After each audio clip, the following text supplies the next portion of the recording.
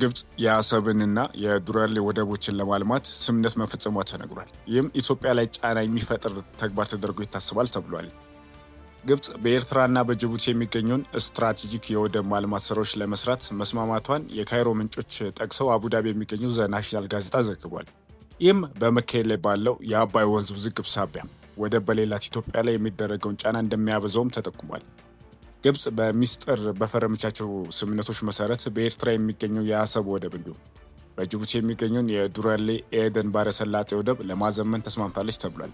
ይህም ከወደቦቹን አቅም ከማሳደግ ባለፈ ለጦር መርከቦች የሚሆኑ መርገጫዎች እንዲሁም ለጥቂት የልዩ ኮማንዶ ጦር አባላት ማረፊያ የሚሆኑ ተቋማት መገንባትን ያካተተ እንደነበረም ተገልጿል። ሁለቱ ወደቦች አውሮፓን፣ መካከለኛው ምስራቅና እስያን የምስራቅ አፍሪካ የሚያገናኝ የቀይ ባህር ደቡባዊ መግቢያ ወሳኝ የባህር መስመር እንደሆነና እንዲሁም በአል ምንዳብ አቅራቢያ እንደሚገኝም ተገልጿል።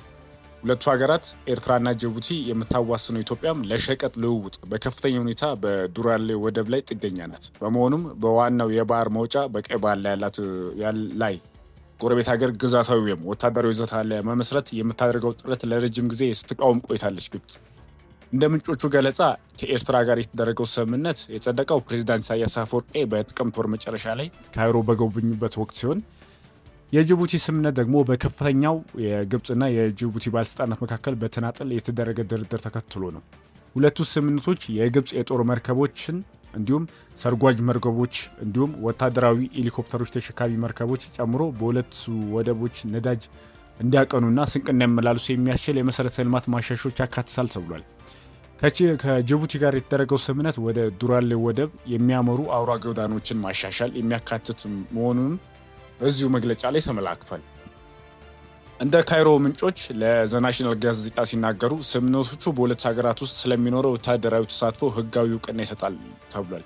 አክለውም የግብጽ የጦር መርከቦች ቀደም ሲል በሁለቱ ወደቦች ተደጋጋሚ ጉብኝት ያደርጉ እንደነበርም ተገልጾ ይህም የተገለጸው ግብጽና ኢትዮጵያ በዚህ ዓመት ግንባታው በተጠናቀቀው በታላቁ የኢትዮጵያ ህዳሴ ግድብ ዙሪያ በከረረ ውዝግብ ውስጥ ባሉበት ወቅት እንደነበር ነው።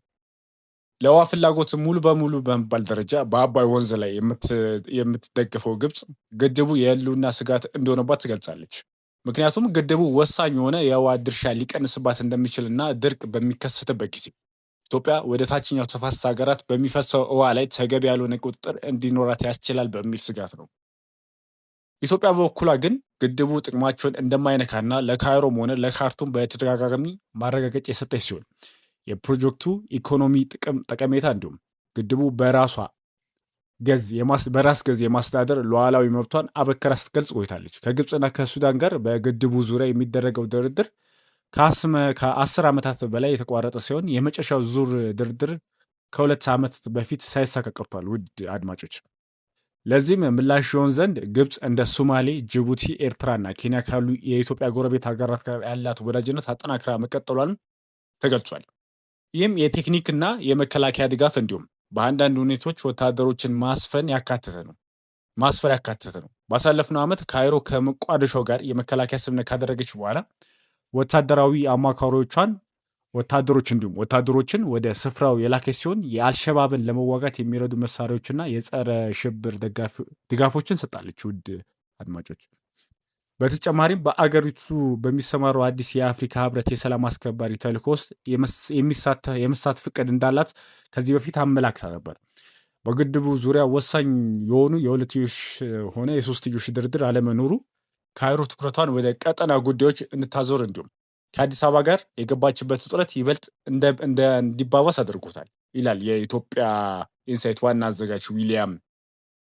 አክሎም ዋና አዘጋጁ ኢትዮጵያ ግብጽ በሶማሌ ሆነ በሌሎች የቀጠና ሀገራት ያላት እንቅስቃሴ በጥርጣሬ እንደምትመለከትና የህዳሴ ግድብ ውዝግቡ ግን አሁንም ዋነኛ ጉዳይ እንደሆነ ከግብጽ ተሰምቷል። በመካከላቸው ግጭት ይፈጠራል ተብሎ ባይገመትም መተማመንና ትብብርን ግን በዝቅተኛ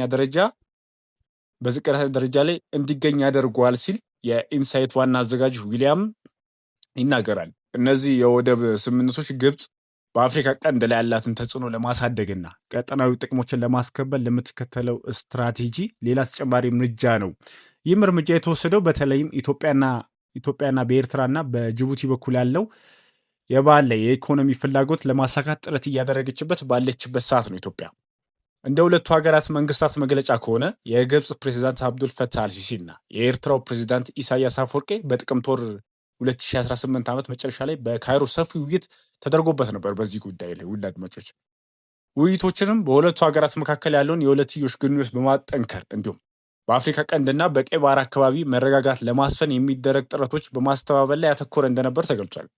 የግብፅ ፕሬዚዳንት ጽህፈት ቤት እንደተገለጸው በሁለቱ መሪዎች በቀጠና ጉዳዮች ዙሪያ የሀሳብ ልውውጥ ያደረጉ ሲሆን ፕሬዚዳንት አልሲሲ ግብፅ ለኤርትራ ሉዓላዊና ለግዛት አንድነት ያላትን ጽኑ ድጋፍ በድጋሚ አረጋግጣለች። ፕሬዚዳንት ኢሳያስ አፈወርቂ በበኩላቸው ግብፅ በአፍሪካ ቀንድና በምስራቅ አፍሪካ መረጋጋትን፣ ልማትን ለማስፈን ለምትጫወተው ሚና ያላቸውን አድናቆት ገልጸው እንዲሁም በጋራ ፍላጎት ላይ በተመሰረተ ቀጠናዊና ዓለም አቀፍ ጉዳዮች ዙሪያ ሰፊ የኢኮኖሚ ትብብርና ቅንጅት እንዲኖራቸው ያላቸውን ፍላጎት በግልጽ ተናግሮ ነበር። በሌላ በኩል የኤርትራው ማስታወቂያ ሚኒስተር እንደገለጸው ውይይቱ ቀደም ሲል የተደረጉ ስምምነቶች ያሉበት ደረጃ የገመገመ ሲሆን በኢኮኖሚ በኢንቨስትመንትና በልማት ዘርፎች ያለውን ትብብር ይበልጥ ለማሳደግ በሚያስችል አዳዲስ መንገዶች ላይ መክሯል ሲል የኤርትራው ማስታወቂያ ሚኒስተር በኤክስ ልጥፋቸው ላይ ለጥፎ ነበር። ሁለቱ ወገኖች በኤርትራና በግብፅ መካከል ያለው ታሪካዊ ግንኙነት ያሰመሩበት ሲሆን በዘርፉ ብዙ መስኮች ያላቸው አጋርነት ለማሳደግ የጋራ ቁርጠኝነታቸውንም በድጋሚ ገልጿል ሲል የኤርትራው ማስታወቂያ ሚኒስተር በሁለቱ መሪዎች መካከል ውይይት የተፈራረሙበት ድርድር ላይ የደረሱበትን ጉዳይ ገልጿል። የኢትዮጵያ ውጭ ጉዳይ ሚኒስተር ደግሞ የኢትዮጵያ የውጭ ጉዳይ ሚኒስትር ጌዲዮን ጢሞቴዎስ በያዝነው ዓመት ህዳር ወር አጋማሽ ላይ በሰጡት አስተያየት አስተማማኝ የአሰብ ወደብ አገልግሎት ተጠቃሚነት የኢትዮጵያ ተቀዳሚ ብሔራዊና ስትራቴጂካዊ ፍላጎት መሆኑን በድጋሚ አረጋግጠው ተናግረው ነበር። ሚኒስተሩ ይህን ንግግር ያደረጉት ህዳር 4 2018 ዓመት ሆርን ሪቪው እና አዲስ አበባ ዩኒቨርሲቲ በጋራ ባዘጋጁት የውጭ ፖሊሲ መድረክ ላይ ነበር። በዚህ መድረክ ላይ ሚኒስተሩ የኢትዮ ኤርትራ ውጥረት ታሪካዊና ወቅታዊ መነሻዎችን በተመለከተ ዝርዝር ትንታኔ የሰጡ ሲሆን ኢትዮጵያ እነዚህ ችግሮችን ለመፍታት የምትከተለው አቅጣጫ ገልጿል። ንግግራቸውም ጥያቄና መልስ በተካሄደበት የውይይት መድረክ የታጀበ እንደነበርም ተጠቅሷል። ሚኒስተሩ አክለውም የአሰብ ወደብ አስመልክቶ ለቀረበላቸው ጥያቄ በሰጡት ማብራሪያ አሰብ ወደብ ለኢትዮጵያ ቀዳሚ ትኩረት ሆኖ እንደሚቀጥልና አጽንኦት ሰጥተው ይህም የሆነው ታሪካዊና ህጋዊ ስህተቶችን ለማረም ብቻ ሳይሆን የኢትዮጵያ መንግስት ኤርትራ ከመገንጠሏ በፊት ሆነ በኋላ በወደብ ላይ ከፍተኛ ኢንቨስትመንት ስለፈሰሰበት ጨምሮ መሆኑን አጽንኦት ሰጥተው መናገራቸው ነው የተገለጸው። ውድ አድማጮች የኢትዮጵያ ወደብ ተጠቃሚነት ያጣችው ከ27 ዓመታት በፊት ኤርትራ ጦርነት በከፈተችበት ወቅት መሆኑ ሚኒስተሩን አስታውሷል። አክሎም ሚኒስተሩ ሀገራቱ ወደፊት ለተመሳሳይ ጥቃት ወይም ተጋላጭነት ራሷን አሳልፋ እንደማትሰጥ አበክረው ገልጿል። ሚኒስተሩ በተጨማሪም ጠቅላይ ሚኒስትር አብይ አህመድ ቀደም ሲል በፓርላማ ያደረጉት ንግግር በማስታወስ ኢትዮጵያ ከተፈጥሯዊ የባህር በር መብት የተገፋችበት ሂደት ህጋዊና ጥያቄ የሚነሳበት መሆኑ በድጋሚ ገልጸው አያይዞም ሚኒስቴሩ ኢትዮጵያ ከሌሎች የቀጠናው ሀገራት ጋር በምታደርጋቸው ስምምነቶች አማካኝነት የወደብ አማራጮችን ለማስፋት ያላትን ስልታዊ ፍላጎትም አብራርቷል። ውድ አድማጮች በቀጣይ መረጃዎች እስከምንመጣ ድረስ አብራችሁን ቆዩ። ይህን ቻናል ሰብስክራይብ ካላደርጋችሁ ሰብስክራይብ አድርጉ። ለሌሎችም እንዲደርስ ላይክ፣ ሼር በማድረግ አብራችሁን ቆዩ።